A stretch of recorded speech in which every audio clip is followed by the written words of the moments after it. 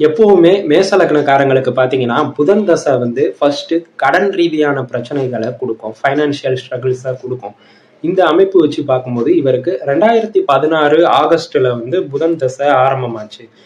புதன் தசை ஆரம்பமானதுல இருந்தே இவருக்கு ஷோரா 6ஆம் அதிபதி புதன் கடன் பிரச்சனையை தான் கொடுக்கும்.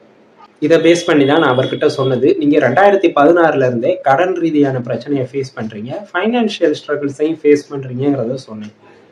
ஆனாலும் சமாளிச்சுக்கிட்டு இருக்கீங்கிறதையும் சொன்னேன். ஆனாலும் சமாளிக்கக்கூடிய அளவுல தான் இருக்கு. அதுக்கு காரணம் என்னன்னு பார்த்தீங்கன்னா, இவருக்கு 6ஆம் அதிபதி புதன் தசை நடந்தாலும் அந்த 6ஆம் பாவகத்தை விட்டு பாவத் பாவ விதிப்படி மறைஞ்சிருக்கு. அது மட்டும் இல்லாம இவருக்கு 6ஆம் அதிபதி புதனோட கெடுபலன்களை தாங்கக்கூடிய அளவுக்கு லக்னாதிபதி பலமா இருக்கு, லக்னம் ஸ்ட்ராங்கா இருக்கு, 5ஆம் அதிபதி ஸ்ட்ராங்கா இருக்கு, 9ஆம் பாவகம் ஸ்ட்ராங்கா இருக்கு.